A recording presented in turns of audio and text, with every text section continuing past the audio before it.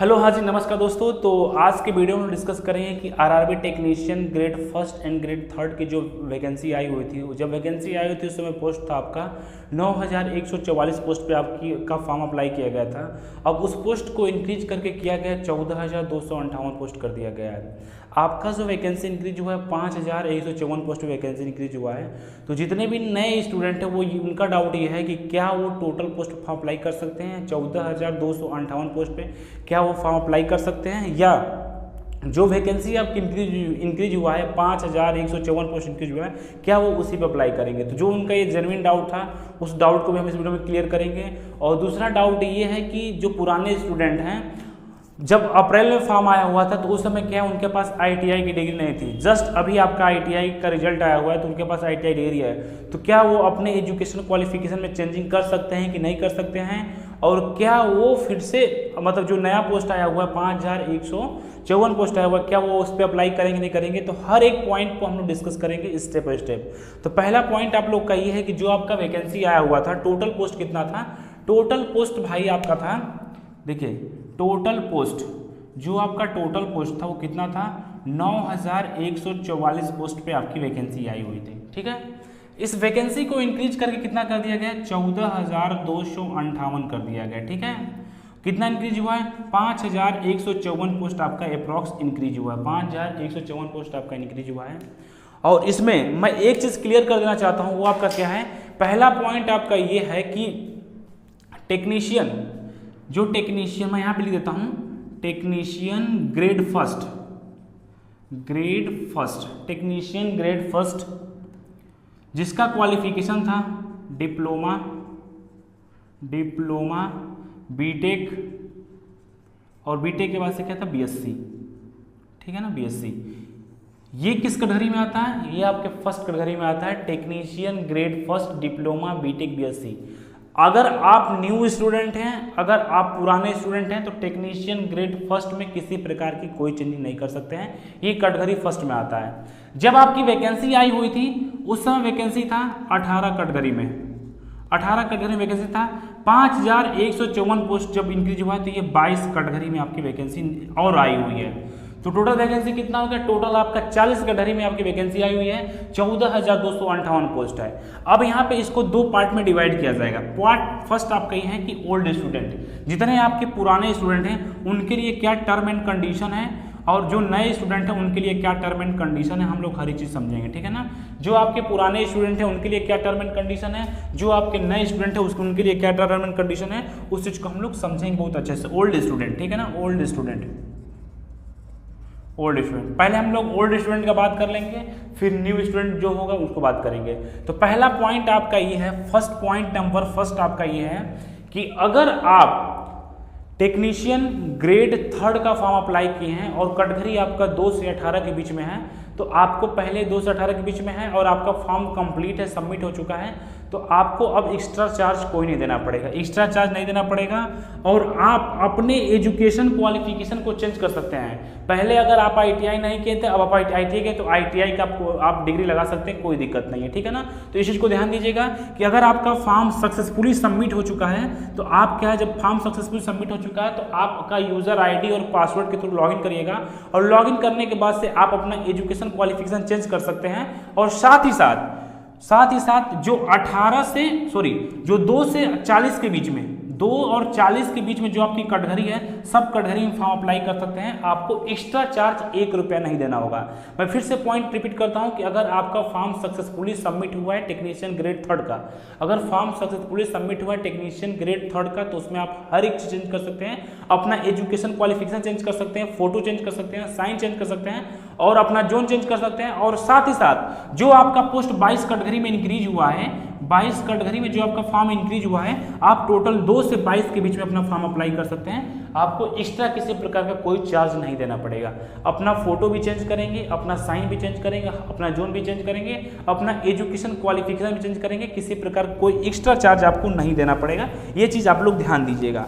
Point number second, कब से apply होगा, 2 अक्टूबर 2024 से 16 अक्टूबर 2024 तक क्या है आपका फॉर्म अप्लाई होगा। आप इसके बीच में फॉर्म अप्लाई कर सकते हैं, कोई दिक्कत नहीं है। ठीक है ना, तो ये आपका क्या है कि ये उन स्टूडेंट के लिए है जो स्टूडेंट पुराने हैं। और एक पॉइंट मैं और बता देना चाहता हूँ, कि अगर आप रजिस्ट्रेशन कर चुके हैं पहले तो आपको दोबारा रजिस्ट्रेशन नहीं करना है, उसी रजिस्ट्रेशन पे आपको करना है, ठीक है। तो इस चीज़ को आप लोग ध्यान दीजिएगा।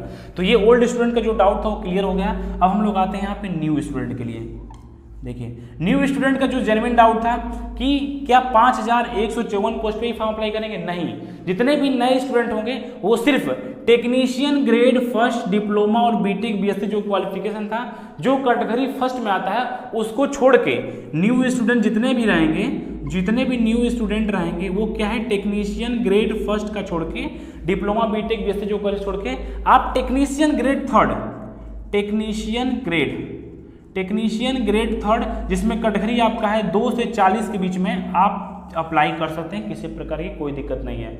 न्यू स्टूडेंट यानी एक न्यू स्टूडेंट के लिए एक इन्फॉर्मेशन और है कि अगर आप एएलपी का फॉर्म भरे होंगे, टेक्नीशियन का नहीं भरे होंगे, आरपीएफ का भरे होंगे, तो आपको उसी रजिस्ट्रेशन पे करना है, दोबारा रजिस्ट्रेशन नहीं करना है। आपका दोबारा रजिस्ट्रेशन होगा भी नहीं। अगर आप किसी मान के लिए कि आधार कार्ड से रजिस्ट्रेशन किए फिर पैन कार्ड से करते हैं तो आपका कैंसिल भी हो जाएगा।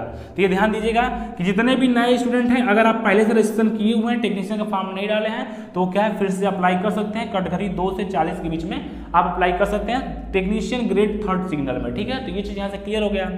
कुछ स्टूडेंट ऐसे भी होंगे कि जो फॉर्म अप्लाई किए होंगे पहले लेकिन पेमेंट नहीं किए होंगे और उनका पेमेंट नहीं हुआ होगा, तो वो भी क्या कर सकते हैं, वो भी फॉर्म को अप्लाई कर सकते हैं एज ए न्यू स्टूडेंट के तौर पे।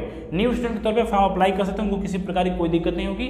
फॉर्म भरते टाइम आपको 2 चीज़ ध्यान देना है, क्योंकि स्पेशली आरआरबी एनटीपीसी चाहे रेलवे ने आपका नोटिफिकेशन निकाला हुआ है कि आपका फोटो क्लियर होना चाहिए, बैकग्राउंड व्हाइट होना चाहिए, फोटो जो है क्लियर होना चाहिए, बैकग्राउंड व्हाइट होना चाहिए, और साथ ही साथ आपका जो साइन है वो ब्लैक पेन से स्कैन करके लगाना होना चाहिए। तो इस चीज़ को ध्यान दीजिएगा। रेलवे का जितना भी फॉर्म रिजेक्ट होता है वो सिर्फ फोटो और साइन की वजह से रिजेक्ट होता है, और बाकी किसी की वजह से रिजेक्ट नहीं होता है। तो आई होप, मैं उम्मीद करता हूँ कि आप ये दोनों डिफरेंस समझ में आ गए होंगे।